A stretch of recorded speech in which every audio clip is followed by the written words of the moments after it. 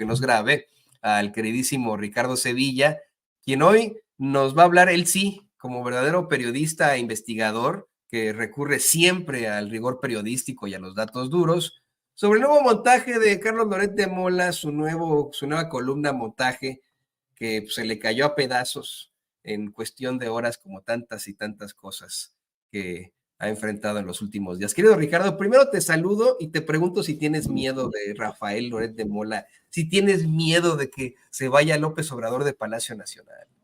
No, hombre, yo estoy curado de espantos, mi querido Toño, público memorioso, la verdad. Estoy muy bien, deja de responderte primero a tu pregunta. Estoy muy bien, estoy muy feliz, estoy muy contento y nosotros seguimos desenmascarando a estos farsantes. No tenemos ninguna clase de miedo, ninguna clase de precaución con estos bribones. Ellos tienen miedo porque siempre han estado en una burbuja llenos y llenas, porque también las hay, personajes como Denise Dresser, Denise Merker, etcétera, etcétera, llenos de privilegios. Nosotros no, siempre hemos caminado muy libres, muy tranquilamente, codo a codo, hombro con el pueblo de México. Hemos dicho, venimos del pueblo y con el pueblo vamos hasta donde tope. Entonces no tenemos ningún tipo de miedo, ningún tipo de precaución. Al contrario, estamos persuadidos, mi querido Toño, de que la transformación continuará, la transformación en lo político, en lo cultural, en lo social, en lo periodístico, en todos los rubros de la vida mexicana. Entonces, ¿qué miedo vamos a tener? Miedo tuvieron estos personajes desde el principio y por eso querían desbarrancar la candidatura del ahora presidente Andrés Manuel López Obrador. Y uno de los principales artilleros fue precisamente Carlos Loret de Mola,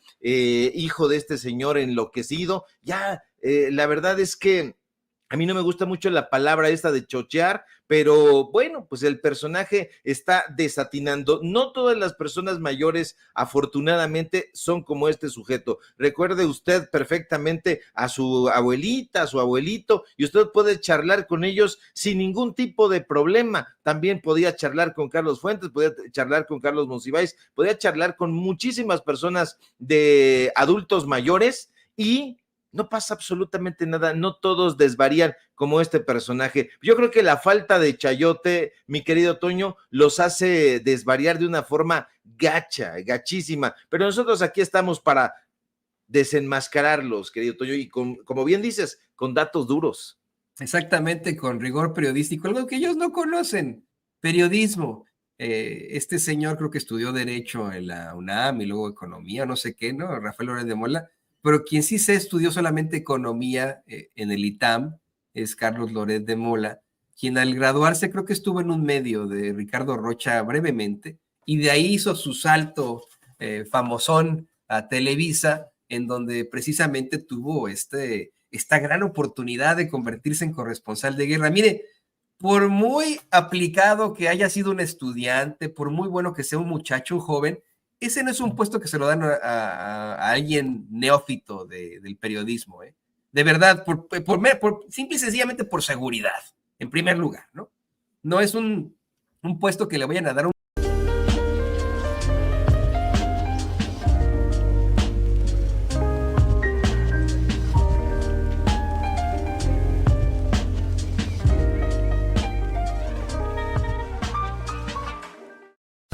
Trabajo por mi cuenta y encontré un plan de salud por $7 al mes que me da gran tranquilidad. Mi trabajo no me cubre el seguro, pero encontré un plan por $0 al mes. Encontramos un plan de salud familiar por $14 al mes. Sí, y la inscripción fue muy sencilla y rápida. En cuidadodesalud.gov, 4 de cada 5 consumidores encuentran un plan de salud por $10 o menos al mes con ayuda financiera. Encuentra el tuyo hoy.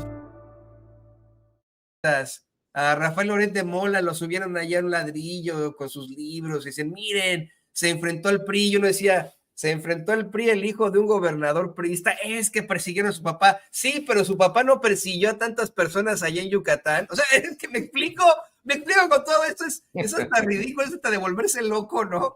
El pensar que estos personajes en algún momento fueron periodistas, pues no, ni padre ni hijo. Los dos son juniors, si me lo preguntas. Pero ¿qué te parece? Y le pido al equipo que nos grabe. Llegamos al tema muy fuerte.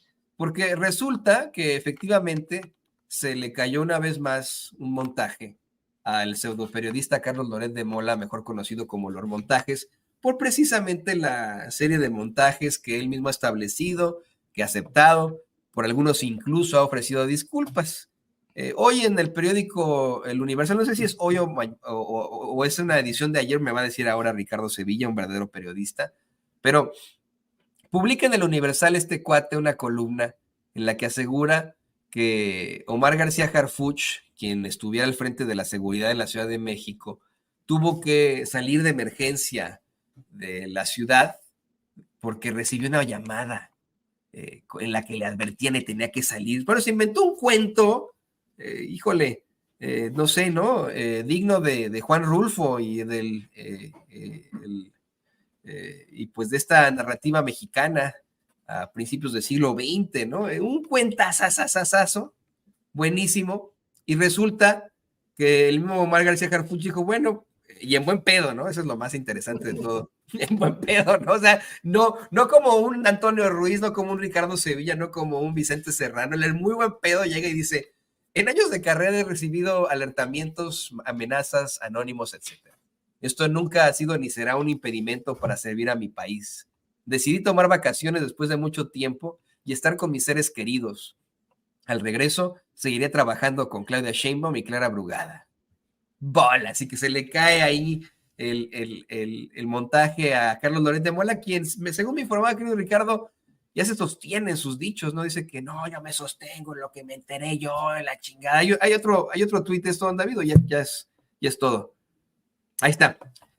Dice Carlos Loret de Mola, el exsecretario lo niega para no dañar la campaña morenista, pero sabe que las amenazas que recibió y que merecen todo repudio marcaron su fecha de salida del país mucho antes de las vacaciones. Lo sabe también su círculo íntimo de colaboradores. Me sostengo en cada línea de esta columna. Y luego, mira, Ricardo, nos va a salir con que yo obtuvo mala información y que fue culpa de la Marina, ¿no?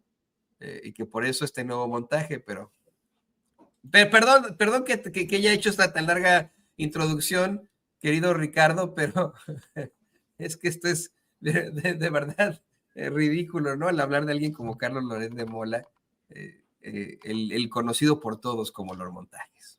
Así es, mi querido Toño, no te preocupes, la introducción era necesaria, y es que hablar de Loret de Mola es algo inefable, ¿sí? Así, inefable, es decir, no se puede describir con palabras. Carlos Loret de Mola es Lord Montajes, así lo conocemos. ¿Por qué? Por fabricar montajes, precisamente. A Loret no le gusta hacer periodismo, y la verdad sea dicha, mi querido Toño, nunca le ha gustado. En realidad, a Loret le gusta el dinero, los millones, los muchos millones que le ha dejado practicar el periodismo corporativo.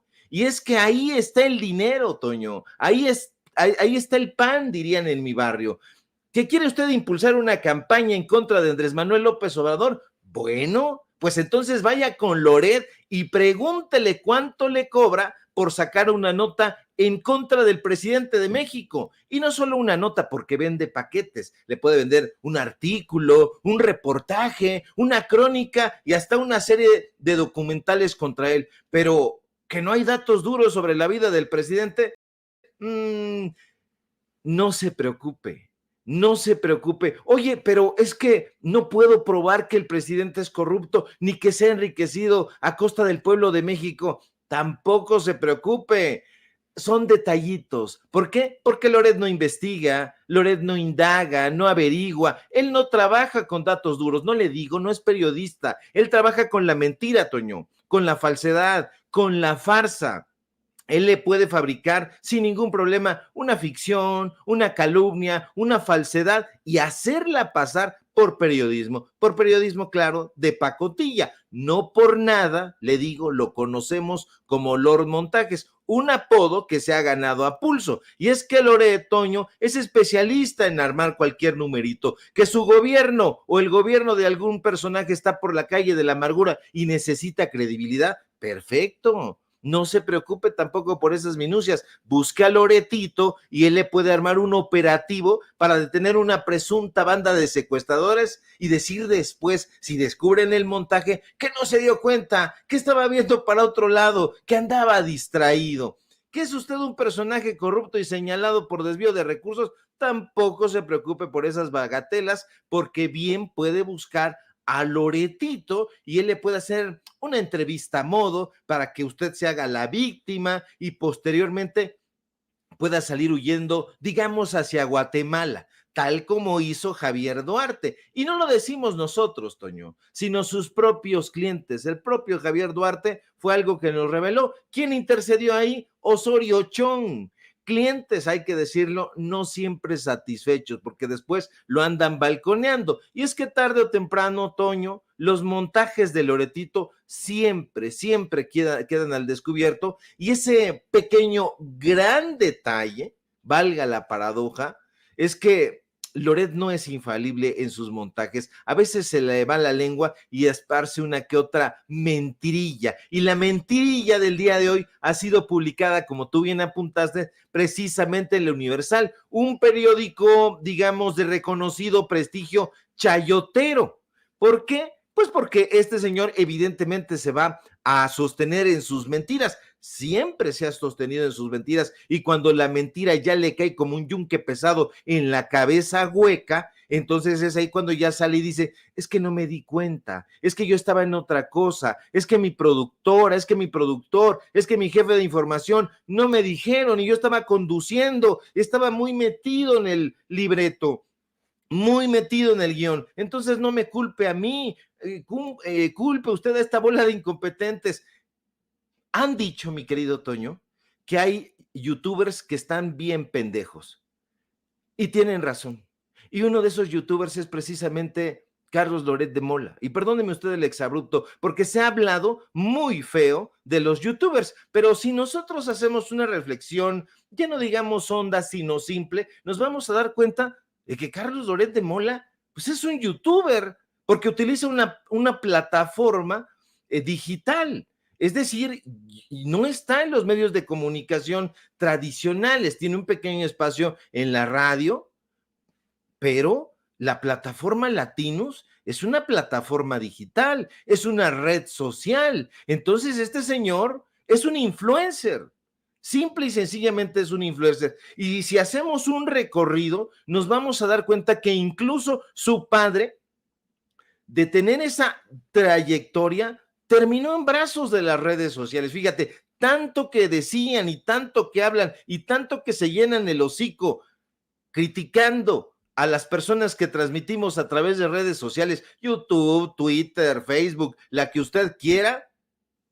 Y estos señores son simple y llanamente unos influencers. Entonces están arrojando piedras sobre su propia cabeza. Ahora resulta que no se puede ir a visitar a sus seres queridos. ¿Qué es lo que nos está diciendo Omar García Harfuch? Que fue a visitar a sus seres queridos. ¿Quiénes son sus seres queridos? Quien usted se imagine, su novia, su familia, amigos, etcétera. Ah, bueno, pero ya nos está desmintiendo y nos dice que no salió por pies ni huyendo de una amenaza del Cártel Jalisco Nueva Generación. Bueno, pues es que yo me sostengo en eso. Igual entonces yo le puedo decir que Carlos Loret de Mola lo vi saliendo,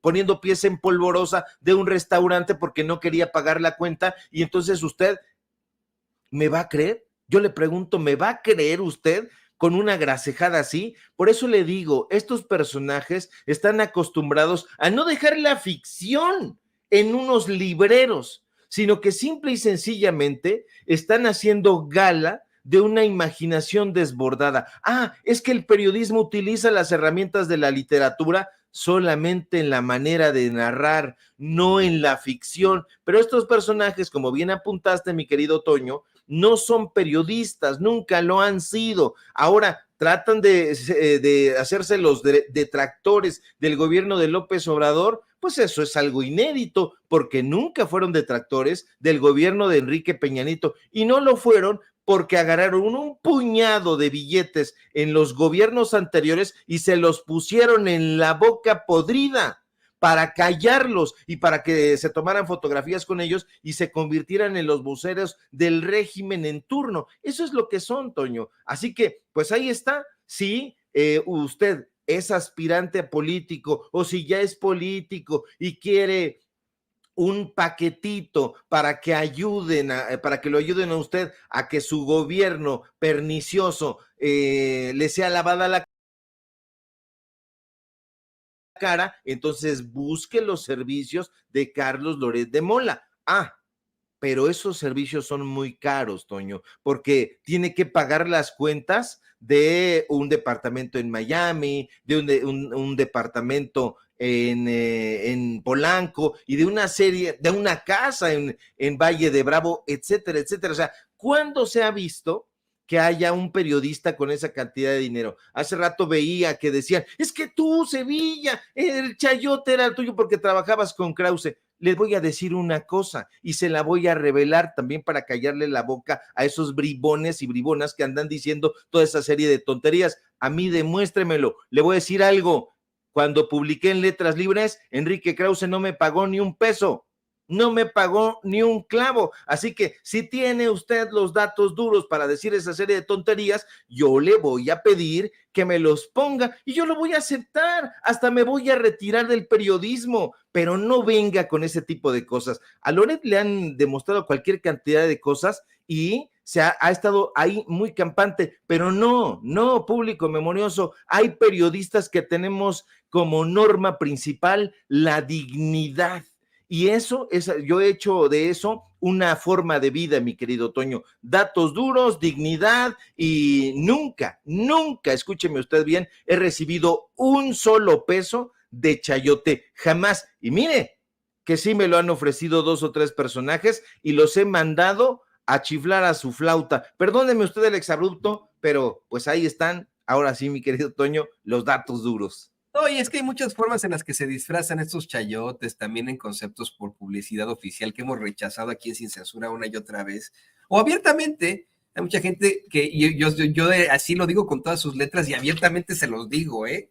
Hay gente que incluso llega con nosotros en Sin Censura a decirnos, oye, si pasan este mensaje en La Voz del Pueblo, ¿te podemos dar tanta? No, les digo, lo pasamos gratis, ¿no? O sea, oye, ¿cuánto nos va a salir que podamos expresarnos nosotros en Sin Censura? Nada. Absolutamente nada, ¿no? O sea, creen muchas personas que el chayote pues es una circunstancia necesaria, obligatoria. No, hombre, no tiene que ser así. Definitivamente, para mí es mejor dormir tranquilo por las noches, en una pues humildad normal, ¿no? En una circunstancia normal, en la que pues ahí salimos adelante, que rodeado de millones en los mejores departamentos de la Ciudad de México y de Miami, pero con un arrepentimiento, me imagino, con un remordimiento de haber hecho las cosas mal. Y lo que es más, querido Ricardo, creo que se están dando cuenta en las élites que Carlos Loret de Mola ha perdido toda su credibilidad. Recientemente se dio a conocer cómo es que bajaron los salarios, por ejemplo, ahí en el Universal, y por ejemplo, a Ile Ortiz no le queda más que conservar a personajazos como él, ¿no? A plumas como él, porque son parte de esta campaña sucia, campaña negra en la interminable telenovela Todos contra López Obrador. Pero cada vez más gente se da cuenta de que a Loret pues, no le hacen caso, le harán caso algunos personajes de la clase media y clase media alta, ¿no? De la clase alta, y San se acabó, que es alguien repudiado, que es alguien rechazado por la gente, que es alguien a quien la gente identifica como los montajes, la gente de a pie, la mayoría de la gente. Así que pues más bien ahí tendrá que estar pensando en su futuro. El papá de Carlos Loret de Mola nos amenaza a los periodistas independientes que de alguna otra forma hemos tenido algún comentario propositivo sobre la Cuarta Transformación, de que se nos va a acabar el 20. No, hombre, a quienes se les está acabando el 20 o ya se les acabó es a ustedes, y ustedes son los que están sufriendo por eso. Así que eso que lo tengan muy en cuenta. ¿Qué te parece, Ricardo, que vamos a otro tema que me ha apasionado mucho desde muy, muy temprano y me ha apasionado desde siempre? Le pido al equipo que nos grabe. Como tú bien sabes, pues la vocación de tu servidor en materia periodística y jurídica siempre ha sido la lucha por los derechos de los inmigrantes, por los derechos civiles, los derechos fundamentales de la gente, que simple y sencillamente busca salir adelante en otra patria para sacar adelante a su familia, mientras ellos trabajan, le echan ganas, y son siempre miembros muy activos de sus comunidades en ese éxito que enfrentan las naciones en estas circunstancias completamente propositivas. Desafortunadamente, desde tiempos memoriales, podemos hablar de que desde que se inventó la política, desde que se manejó por primera vez el término democracia y se generaron elecciones en la Grecia antigua, se ha utilizado una estratagema terrible para conseguir votos y convencer a los incautos, la estrategia de la xenofobia. Esto, insisto, es una estrategia muy vieja de la política, el culpar al extranjero, a los demás, de los errores propios, de los errores de uno, que también es un comportamiento sumamente humano. Y en una circunstancia que también tendría que ser considerada no como una crisis, no como un problema, sino como una realidad hasta biológica de los seres humanos, la inmigración. De no existir la inmigración, pues todos los seres humanos seguiríamos viviendo en África. No habríamos tenido de alguna otra forma una evolución como humanidad, no nos hubiéramos extendido por toda la faz de la tierra. Es gracias a la inmigración que existimos como estamos ahora. Esa es nuestra realidad biológica como seres humanos. Sin embargo, hay una parte de la población que no lo entiende así, que se va con argumentos muy vacíos y sobre todo racistas de esos políticos que simple y sencillamente se aprovechan de su ignorancia para obtener votos. Y este es el caso que ocurre hoy en Texas, el estado de la estrella solitaria, que históricamente y efectivamente, lo digo con mucho respeto para los tejanos que no son así, pero históricamente y efectivamente ha tenido planteamientos muy racistas, muy clasistas, muy antiinmigrantes, pero sobre todo planteamientos antimexicanos, de personas que tengo que también insistir hasta el cansancio, en medio de su ignorancia, se van con la finta de que es un enfrentamiento de un partido de fútbol americano, de fútbol soccer, entre la escuadra estadounidense y la escuadra mexicana. En este eterno pique que tienen los tejanos con los mexicanos, después de que intentaron independizarse de México, pero que más bien terminaron pasando a manos del Estado, de los Estados Unidos. Este es un discurso muy vacío que está aprovechando al máximo un hombre muy racista, muy fascista y muy clasista, de nombre Greg Abbott, que ha sido exhibido por sus infamias. El actual gobernador de Texas busca en estos momentos convertirse en el nominado a la vicepresidencia de los Estados Unidos con el presidente Donald Trump. Lo invitó, de hecho, recientemente a la frontera y estuvieron dando la vuelta los dos. Y este cuate quisiera que Trump lo nomine como su vicepresidente. Es a lo que aspira. En esta carrera, para ver quién es el estadounidense más racista, el político más racista que convenza al resto de los racistas. Y mediante eso, se sacaron una ley espantosa recientemente allí en Texas para criminalizar la inmigración. Algo muy parecido a lo que ocurrió hace casi 13 años, más de 13 años, disculpe usted, en Arizona con la SB 1070. Se plantea mediante ese gobernador fascista que los policías pueden detener ya a cualquier persona si ellos consideran que son inmigrantes, es decir, haciendo perfiles raciales de la gente, pueden determinar ellos son inmigrantes o no, los pueden detener, en caso de ser indocumentados, son llevados de inmediato a las cortes, en donde este señor, Greg Abbott, le exige, presiona a los jueces para que los deporten de inmediato. Y es algo que ha causado la indignación, no solamente de los mexicanos, de los inmigrantes, de los hispanos que vivimos aquí en los Estados Unidos, sino de varios gobiernos, como el gobierno mexicano. El presidente López Obrador hoy dio a conocer que van a impugnar esta ley, pero que de todas formas no se puede, no tiene ninguna finalidad ni ningún respaldo, puesto que está tomando atribuciones que no le corresponden, atribuciones que son simple y sencillamente del ramo federal. Y sé que de esto nos quieres también hablar hoy, querido Ricardo. Sí, yo quiero hablar sobre este tema, querido Toño, porque estoy contigo en todo momento, no solamente en los temas intelectuales, no solamente en los temas sociales, sino en los temas ya puramente familiares. Yo debo decir y confesar aquí que tengo una gran amalgama de culturas que me acompañan. Es decir, yo provengo, tengo un abuelo que es inmigrante de la Guerra Civil Española, que se tuvo que cambiar el apellido, que se tuvo que poner Sevilla porque vivía en la provincia de Sevilla, porque simple y llanamente Francisco Franco los estaba asesinando. Entonces tuvo que venir aquí, inmigrante de esa guerra civil, cambiarse el apellido, instalarse en la Villa Rica de la Veracruz, cuando el gobierno de Lázaro Cárdenas abrió las puertas precisamente a estos migrantes españoles. Aquí se asentaron, y eso por un lado, por parte paterno, pero por parte materna, tengo un abuelo que es un indígena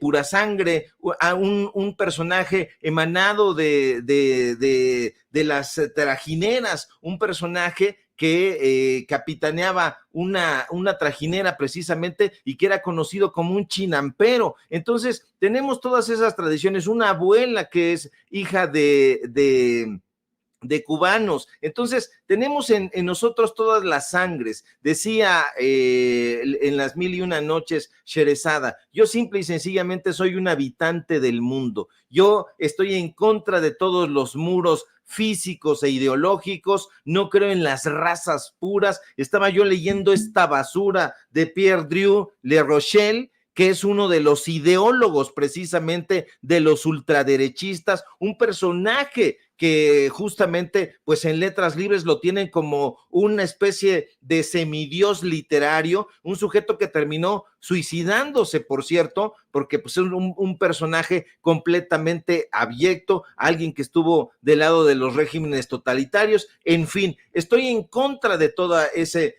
tipo de políticas raciales, y me alegra muchísimo que el presidente López Obrador, Toño, haya anunciado este martes que el gobierno federal impugnó esta última ley migratoria en el estado de Texas, que ya bien comentaste. ¿Qué pasa con esa ley que concede a la policía, como bien apuntaste, la autoridad necesaria para detener y deportar a aquellas personas que a ojos de esas mismas autoridades parezcan sospechosas de haber cruzado la frontera de manera irregular? No se equivoca el presidente López Obrador al criticar duramente a este gobernador de Texas, a Greg Abbott, por sus enloquecidas políticas migratorias, que hay que decirlo, están henchidas de racismo. Y es que Abbott, como seguramente usted ya sabe, ha promulgado esta infausta y desdichada ley SB4, considerada, Toño, y con razón, una de las más durísimas contra los migrantes que llaman en situación irregular.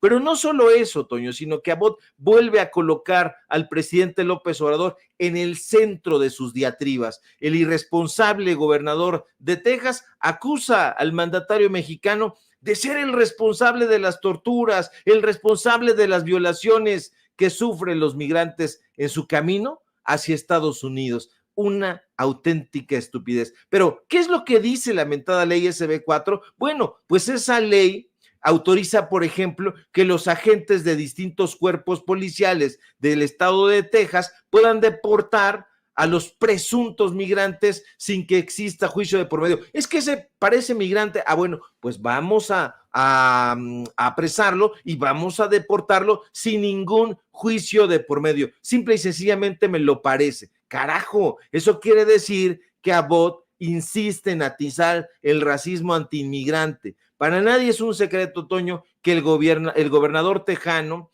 es un ultranacionalista, un ultraderechista que una y otra vez ha lanzado discursos inflamados, discursos flamígeros contra la población migrante. En este momento, yo diría, Toño, que Texas es un peligrosísimo caldo de cultivo para el racismo y para la xenofobia, porque en su miserable juego político electoral, los republicanos como Abbott intentan hacerle creer al mundo, no solamente a la población tejana, sino al mundo, que los inmigrantes son el enemigo a vencer. Imagínense, y una de las voces más peligrosas, más lesivas, más venenosas de esta coyuntura es sin duda la de Greg Abbott, quien ha sido un feroz e inclemente crítico del gobierno de Biden, pero también del gobierno de López Obrador. Acuérdese usted que apenas hace unos meses, cuando la Casa Blanca anunció su intención de enviar 1,500 militares para reforzar la frontera con México, Abbott siempre racista, siempre virulento, salió a decir que no se necesitaban 1,500 soldados, que se necesitaban 15,000, 150,000 para asegurar la frontera. Y Abbott, Toño, desde mi punto de vista, no es simplemente un bocón, es un tipejo auténticamente peligroso. Recuerde usted cuando anunció que su gobierno estaba desplegando fuerzas tácticas y una nueva unidad de la Guardia Nacional especialmente entrenada, lo que sea que signifique eso, para lo que llamó puntos calientes a lo largo de la frontera. También dijo que iban a desplegar helicópteros Black Hawk y aviones C-130. ¿Para qué? Simple y sencillamente para contener a los migrantes. Por favor, esto no se puede permitir. Yo estoy contigo, Toño, en este asunto que quiere ganar los más puntos posibles para ser colocado como vicepresidente de los Estados Unidos si llegara a ganar Donald Trump. Y a mí me parece que esto no va a ayudar para el gobierno amigo que sin duda debe existir entre Estados Unidos y México. Entonces me parece que el presidente López Obrador, en un acto vigoroso, dice: esto no lo podemos permitir. Y es un juego político electoral, pero un juego político electoral que está incendiando el pensamiento de los ultraderechistas. Entonces, en ese sentido, sí me parece de sumo cuidado, mi querido Toño. Y fíjate, pareciera que por sentido común muchas personas pensantes, con incluso carreras, si lo quieres ver así, acá en los Estados Unidos tendrían otro tipo de definición al respecto, pero no. La verdad es que mucha gente se va con la finta.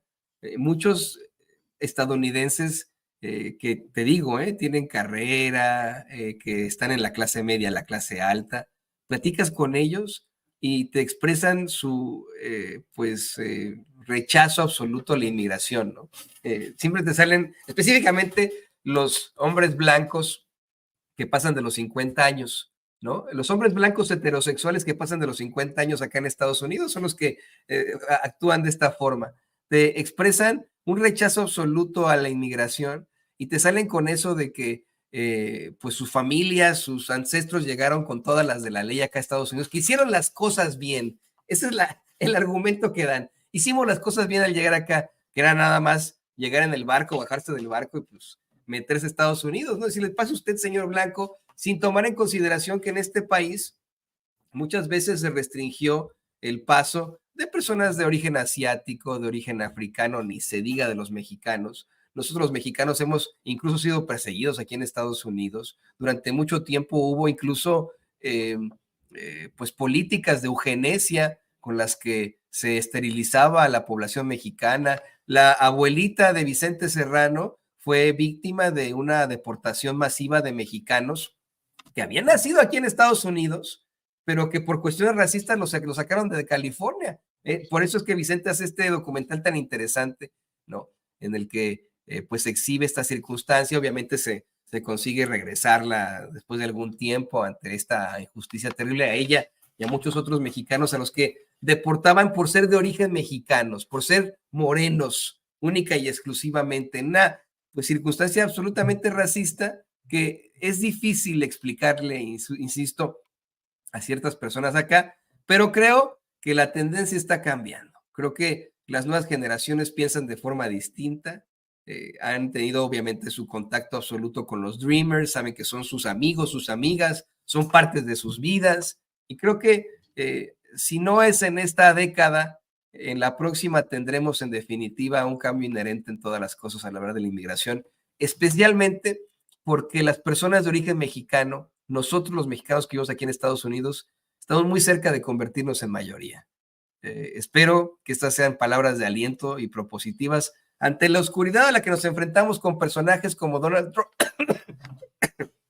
perdón, los 14 de la temporada, como Donald Trump y como Greg Abbott o como Ron DeSantis, ¿no? Que se aprovechan de este tipo de conceptos para convencer a los ignorantes. Y querido Ricardo, pues no me queda más que abrazarte, mandarte todo mi cariño, agradecerte por esta muy interesante conversación que hemos tenido y también pedirte que por favor nos compartas tus redes sociales para que la gente se ponga en contacto contigo. Al contrario, mi querido Toño, siempre un gusto y un placer compartir los micrófonos de este medio independiente, auténticamente independiente. Y síganme, por favor, en mis redes sociales, en X, @SevillaCrítico, en Facebook, Ricardo Sevilla, así nada más, donde vamos a seguir exhibiendo estos montajes de los periodistas chayoteados y corporativos que cobran por paquete para que le vaya bien a tal o cual gobierno. Pregúntenle, por favor, ahí al gobernador ausente de Guanajuato cuánto dinero ha pagado en chayote. Pregúntenle a Cabeza de Vaca cuánto pagó en chayote y ahí se van a dar cuentas. Síganme en mis redes sociales y síganme, por favor, en Los Datos Duros. Hoy tenemos informativo en punto de las 8:30. Síganme, por favor, en Paralelo 24 y desde luego aquí en La Familia Sin Censura. Te mando un fuerte abrazo, mi querido Toño, también a Vicente, al público memorioso, y estamos pendientes a la información. Siempre pendientes a la información. Muchas gracias, querido Ricardo. Te mando un abrazo. Ahí lo tiene usted, al escritor y periodista, por supuesto, investigador con todos los datos duros y el rigor periodístico, Ricardo Sevilla, aquí en